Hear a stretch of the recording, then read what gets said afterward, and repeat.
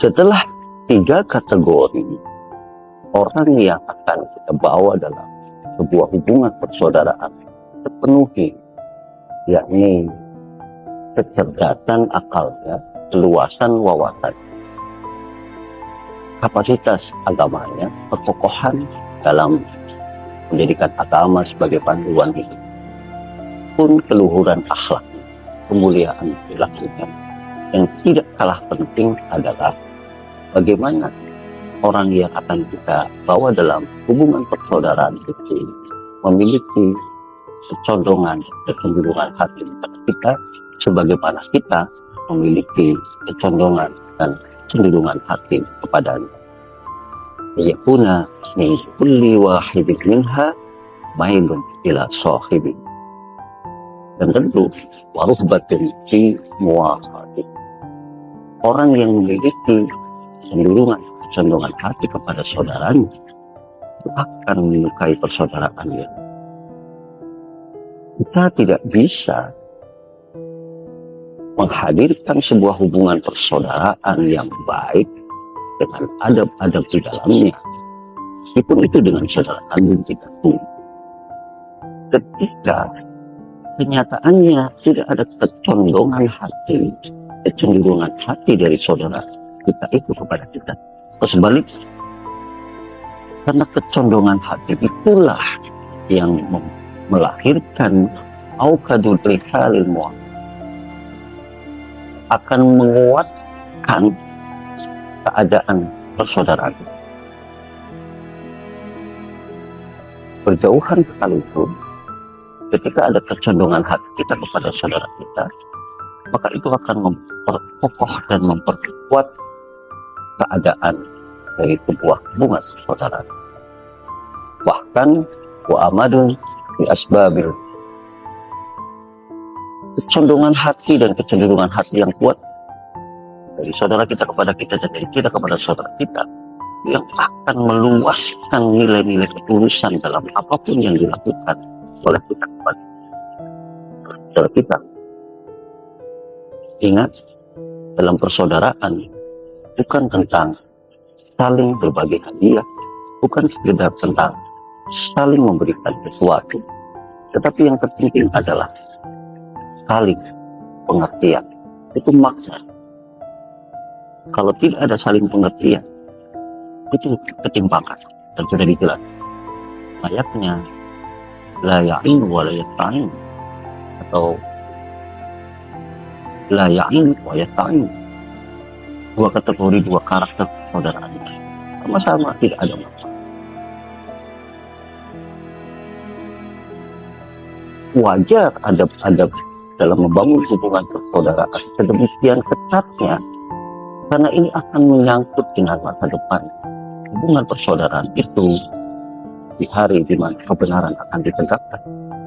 Jangankan di hari di mana kebenaran akan ditegakkan, kiamat. Hari-hari ini saja kita sudah melihat bahwa persaudaraan yang rapuh, hubungan persaudaraan yang tidak dibangun dengan karakter-karakter dan kategori-kategori yang telah disebutkan dalam adab-adab membangun hubungan persaudaraan tadi, melahirkan watak saling menyalahkan. Tidak ada yang bertanggung jawab. Dalam surat Az-Zukhruf ayat 67, Allah berfirman, "Laisa min 'alim min syaitanir rajim. Al-akhillau yawma idzin ba'duhum li ba'din 'adu illal muttaqin." Persaudaraan, orang-orang yang mengaku satu sama lain bersaudara di hari kiamat nanti, satu sama lain akan saling bermusuhan, kecuali yang membangun hubungan persaudaraan sebab-sebab alasan ketakwaan. Dan alasan-alasan ketakwaan itulah yang melahirkan kategori-kategori yang sudah disampaikan.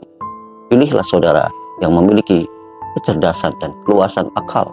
Pilihlah saudara yang memiliki kapasitas agama dan kekokohan dalam beragama. Pilihlah saudara yang memiliki keluhuran akhlak dan kemuliaan perilaku.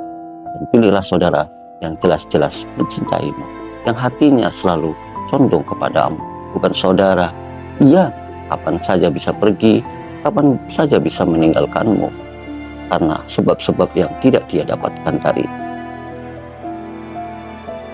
persaudaraan bukan dibangun di atas landasan materi.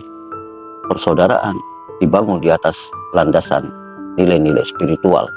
Maka cinta adalah sesuatu yang sepatutnya jangan sampai kita lelah mencari dari saudara kita. Karena kalau saudara kita atau kita mencintai, tidak perlu lagi kita bicara tentang pengorbanan materi dan lain sebagainya. Ingat satu hal, bahwa persaudaraan yang tidak dibangun dengan nilai-nilai ketakwaan hanya akan memunculkan permusuhan ketika kebenaran ditegakkan. Hari-hari ini tidak ada nilainya persaudaraan ketika kebenaran akan ditegakkan. Kumpul bersama, bercanda, dan lain sebagainya. Tapi coba kalau ada salah satu dari lingkaran hubungan itu menjadi tersangka dan terdakwa, kasus korupsi misalnya, semuanya akan melarikan diri, menjauhi, dan kemudian menganggap bukan aku yang salah, dianya sih yang begitu, dan lain sebagainya. Tidak ada yang berani pasang badan untuk menyatakan, dia saudaraku, dia sahabatku, dan aku akan berdiri tegak di depannya. Tidak akan kita temukan orang-orang semacam itu. Kenapa? Karena hubungan persaudaraan yang mereka bangun, yang mungkin hari-hari ini juga kita bangun, persaudaraan yang jauh dari nilai-nilai ketakwaan. Hanya tentang kesenangan, dan kesenangan. Ingat, kenapa begitu rumit membangun hubungan persaudaraan? Kenapa begitu banyak syarat dan prasyarat untuk membangun hubungan persaudaraan? Karena persaudaraan adalah nikmat terbesar. Kalau kita mendapatkan harta, mungkin hilang, bisa cari gantinya. Saudara yang baik, mulia, itu hilang, kita tidak akan menemukannya kembali. Jadi, lengkap sudah?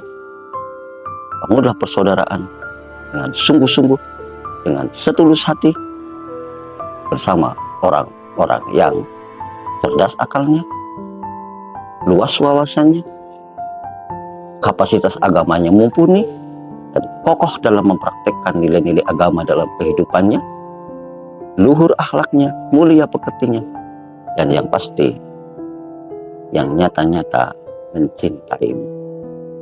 Kalau kita mencari cinta dari orang yang tidak pernah mencintai, itu adalah penderitaan dan penyesalan yang tidak berguna. Demikian.